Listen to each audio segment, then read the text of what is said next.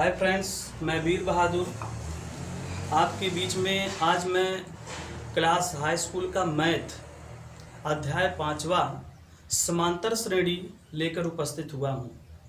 आज मैं आप लोगों के बीच में समांतर श्रेणी का परिचय बताऊंगा। इसके बाद मैं आपको इस समांतर श्रेणी के आधार पर कुछ प्रश्न बताऊंगा। तो देखिए, यहाँ पर दिया है अर्थमेटिक प्रोग्रेशन, जिसकी हिंदी होती है समांतर श्रेणी। वास्तव में इसकी शाब्दिक अर्थ जो होता है अर्थमेटिक प्रोग्रेशन का, वह होता है अंकगणितीय प्रगति। क्या होती है? अंकगणितीय प्रगति। अंकगणितीय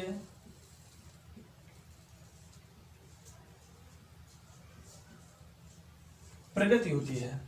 मतलब क्या हुआ कि जो अंक है उसकी वृद्धि होना चाहिए। जैसे 1, 2, 3, 4, 5, 6, 7। 1, 2, 3, 4, 5, 6, 7। तो देखिए यहाँ पर अंकों की जो प्रगति हो रही है, मतलब वृद्धि हो रही है, तो यही मेरा है अर्थमेटिक प्रोग्रेशन है। एक यहाँ पर समझने का तरीका आपने समझ गया। दूसरा कह रहा है कि इसकी हिंदी के शब्द से ही पता चला समांतर श्रेणी। समांतर का मतलब समान अंतर होना चाहिए, और श्रेणी का मतलब एक सीरीज होना चाहिए। तो सीरीज ऐसी बननी चाहिए, वो भी सीरीज किसका होना चाहिए? अंकों का सीरीज होना चाहिए। क्योंकि आपका चैप्टर क्या है? अंकगणितीय प्रोग्रेशन, अंकगणितीय प्रगति है। तो इसमें आपको अंक का यानी प्रोग्रेशन होना चाहिए, अंक की क्या होना चाहिए? वृद्धि होना चाहिए। लेकिन अंक की एक ऐसी वृद्धि होनी चाहिए कि जिसके दो क्रमागत अंकों के बीच में, दो क्रमागत पदों के बीच में उसका अंतर क्या होना चाहिए? समान होना चाहिए। अब तो आपको समझ में आ गया होगा कि समान अंतर, समांतर का मतलब समान अंतर, श्रेणी का मतलब संख्याओं की श्रेणी बनाना है, संख्याओं की सीरीज बनाना है। तो संख्याओं की सीरीज जब हम बनाएंगे तो उनके एक अंक और दूसरे अंक के बीच में समान अंतर होना चाहिए। जैसे यहाँ पर 1 के बाद 2 आया, 1 का अंतर, 2 के बाद 3 आया, फिर 3 के बाद क्या आया? 4 आया, 4 के बाद क्या आया? 5 आया। तो देखिए एक एक का अंतर हो रहा है ना, लेकिन सब अंक क्या हो रहे हैं? समान हो रहे हैं। इसी को बोला जाता है समांतर श्रेणी। लेकिन आगे मैं और आपको परिचय में बताता हूं। गणित में संख्याओं का एक ऐसा अनुक्रम, यानी जो गणित है, इस गणित में संख्याओं का अनुक्रम आपके बारे में बताना है। तो यहां पर कह रहा है कि इस गणित में संख्याओं का एक ऐसा अनुक्रम है जिसके दो क्रमागत पदों का अंतर क्या हो? नियत हो। नियत का मतलब क्या होता है? समान होता है। नियत का मतलब होता है समान। मतलब है ना कि दो क्रमागत पदों का अंतर क्या होना चाहिए? नियत या समान होना चाहिए। देखिए जो मैं पहले बताया हूं, सेम उसी पर आपका देखिए परिचय भी आ गया है कि गणित में संख्याओं का एक ऐसा अनुक्रम है जिसके दो क्रमागत पदों का अंतर क्या हो? नियत हो। जैसे 4, 7, 10, 13, 16 ... यह एक समांतर श्रेणी है। क्यों है? क्योंकि जिसका करा किया कि इनके बीच में यानी दो क्रमागत पदों का अंतर क्या होना चाहिए? नियत होने चाहिए। तो 4 और 7 के बीच में अंतर कितना आएगा? 3 आएगा। 7 और 10 के बीच में 3 आएगा। 10 और 13 के बीच में 3 आएगा। 13 और 16 के बीच में कितना आया? 3 आया। तो देखिए यहाँ पर सार्व अंतर मतलब समान अंतर आया है कि नहीं आया? तो यहाँ लिख दिए जिसका सार्व अंतर कितना है 3 है। तो यहाँ पर आपको अब समझ में आ गया होगा कि समांतर श्रेणी वास्तव में क्या है। अब इस समांतर श्रेणी की जो परिचय मैंने दिया, इसमें कुछ ऐसे वर्ड है जो आपको बताने में समझने में दिक्कत होगी। तो यहाँ पर देखिए मैंने यहाँ पर एक अनुक्रम उठाया। क्या उठाया? अनुक्रम। दूसरी पॉइंट यहां देखिए पद भी उठा है, और तीसरी पॉइंट यहां उठा सार्व अंतर उठा है। इन तीनों वर्डों को पहले आप समझ लीजिए क्या वास्तव में हो रहा है। अनुक्रम उठा, अनुक्रम होता क्या है मैं लिख दिया हूं। यदि किसी संख्या समूह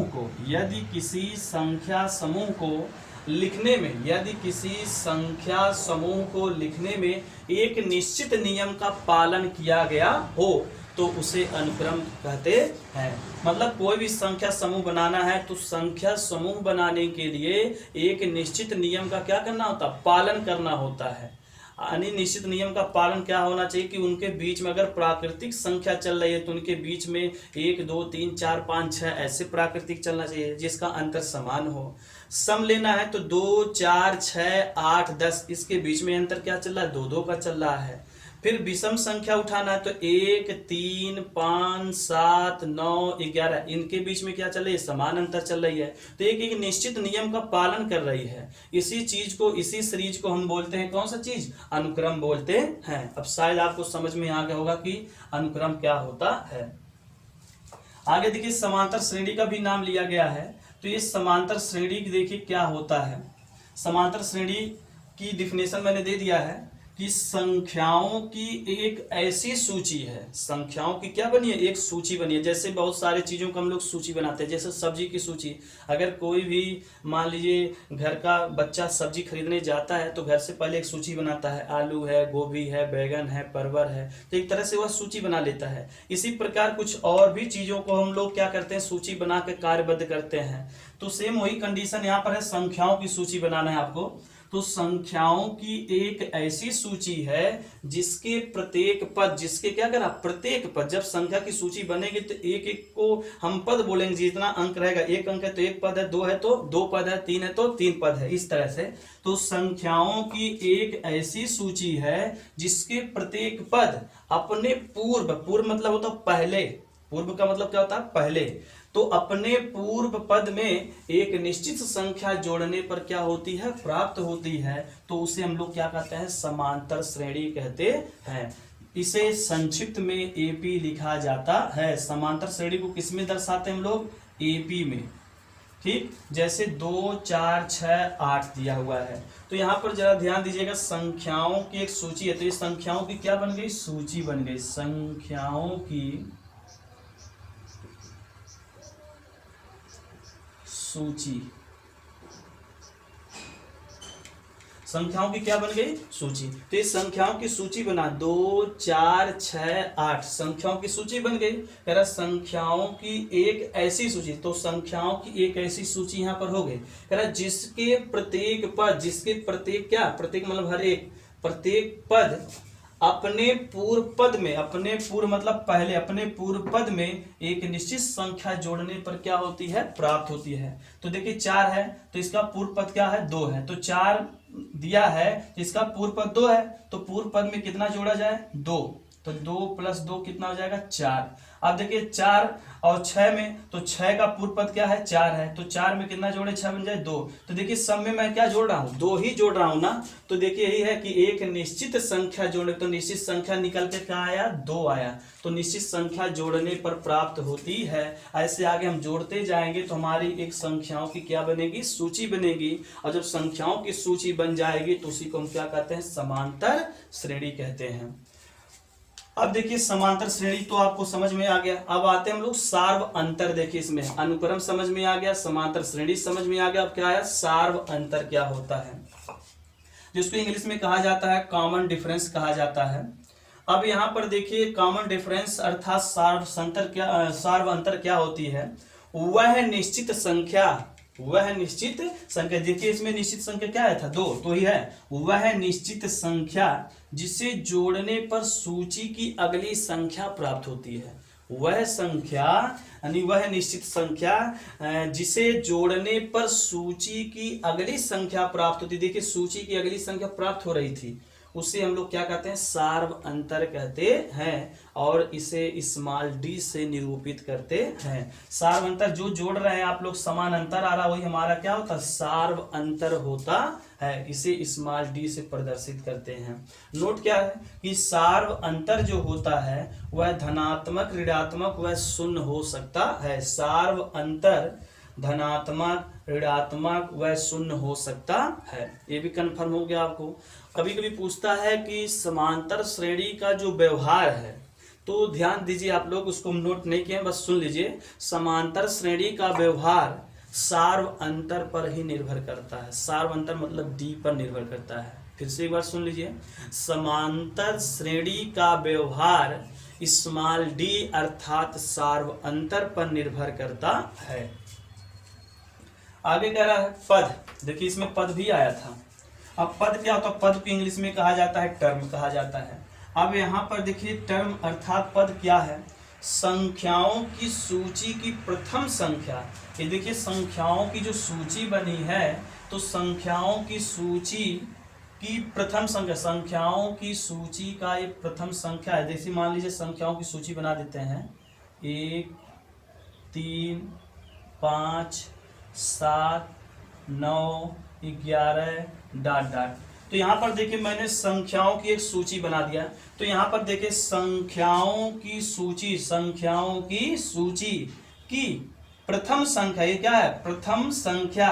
प्रथम संख्या प्रथम पद कहलाती है। संख्याओं की सूची, संख्याओं की सूची का प्रथम संख्या प्रथम पद कहलाती है। इसे ए से प्रदर्शित करते हैं या A1 से प्रदर्शित करते हैं। अब देखिए दूसरी पद निकालना है तो फिर वही बोल देंगे संख्याओं की सूची की दूसरी संख्या द्वितीय पद कहलाती है। संख्याओं की सूची की तीसरी संख्या तीसरी पद कहलाती है। चौथी संख्या चौथी पद कहलाती है। पांचवी संख्या पांचवी पद कहलाती है। छठवीं संख्या छठवीं पद कहलाती है। इस तरह से इसको हम प्रदर्शित भी कर सकते हैं A1 A2 A3 A4 A5 A6, आगे और भी जा सकता है। अब आपको समझ में आ गया होगा कि इस परिचय में 4 वर्ड आए थे। अनुक्रम आया था, समांतर श्रेणी आया था, सार्व अंतर आया था और पद। मैंने सबके बारे में आपको बता दिया कि पद किसे कहते हैं, समांतर श्रेणी किसे कहते हैं, सार्व अंतर किसे कहते हैं, ठीक है, अनुक्रम किसे कहते हैं। इस तरह से आपको समझ में अब आ गया होगा। आगे चलते हैं। समांतर श्रेणी का व्यापक रूप। कभी कभी हमसे पूछ लिया जाता कि समांतर श्रेणी का व्यापक रूप क्या है। तो सिंपल है, समांतर श्रेणी का व्यापक रूप, इसको इंग्लिश में कहा जाता है general form of an AP. AP का मतलब जान ही रहे होंगे आप लोग, अर्थमेटिक प्रोग्रेशन होता है। आज मैं आपको समांतर श्रेणी का व्यापक रूप भी बता देता हूं। इसको कैसे परिभाषित कर सकते हैं? ए कामा ए प्लस डी कामा ए प्लस 2d कामा ए प्लस 3d डॉट डॉट ऐसे बढ़ेगा आगे ए प्लस 4d ए प्लस 5d। यदि एक सूची है, यदि एक क्या है? सूची है, तो इसे समांतर श्रेणी का व्यापक रूप कहा जाता है। मतलब सुन लीजिए, ये जो आपका ए दिया है, ए इसका मतलब प्रथम पद हुआ। ए क्या है? ए प्लस डी द्वितीय पद हुआ। ए प्लस 2d क्या है? तृतीय पद हुआ। a प्लस 3d क्या है? ये चतुर्थ पद हुआ। ऐसे a प्लस 4d रहेगा तो हो जाएगा आपका पांचवा पद हो जाएगा। तो यहाँ पर वो जो मेरा पद बना है इसी को एक सूची में बोध कर दिए हैं। तो यदि एक सूची ऐसी है तो इसे समांतर श्रेणी का क्या कहा जाता है? व्यापक रूप कहा जाता है। अब जहाँ पहला पद क्या है? a है, सार्व अंतर क्या है? इसमें डी है, और अंतिम पद जो होता है वो आपका क्या होता है? यल होता है। कभी कभी आपका यल देता है, कभी कभी यल नहीं देता। उसके बारे में भी मैंने नीचे लिख दिया मुख्य रूप से प्रकार। वैसे तो प्रकार बहुत है, आपके हरात्मक भी होते हैं, गुणात्मक भी होते हैं, लेकिन यहाँ पर हाई स्कूल के नजर को रखते हुए मैंने यहाँ पर 2 प्रकार बता दिया। परिमित समांतर श्रेणी, जिसको इंग्लिश में कहा जाता है फाइनाइट अर्थमेटिक प्रोग्रेशन। परिमित का मतलब होता है निश्चित, यहाँ लिख दिए हैं, जिसमें पदों की संख्या क्या होती है? निश्चित होती है, उसे हम लोग क्या कहते हैं? परिमित समांतर श्रेणी कहते हैं। इसमें संख्याओं यानी जिसमें पदों की संख्या क्या होती है? निश्चित, यानी पद जितना है उतना निश्चित है।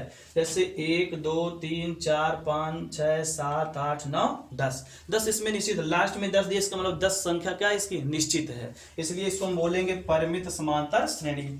अपरिमित समांतर श्रेणी क्या है? इनफाइनाइट अर्थमेटिक प्रोग्रेशन, जिसमें पदों की संख्या क्या होती है? अनिश्चित होती है। जैसे 1 2 3 4 5 6 7 8 अनंत तक जा सकता है, इसको बोलते हैं अपरिमित समांतर श्रेणी। अब आपको समझ में आ गया होगा, तो आप लोगों से एक विनम्र निवेदन है कि आपको यदि यह हमारी अर्थमेटिक प्रोग्रेशन अर्थात समांतर श्रेणी का परिचय समझ में आ गया हो तो इसे लाइक, कमेंट और सब्सक्राइब अवश्य करें। और मेरा एक न्यू चैनल भी आ गया है और इस एक चैनल और पहले से भी था। तो न्यू चैनल का नाम है नंदिनी स्टार पूर्वी क्लासेज। धन्यवाद। जय हिंद, जय भारत।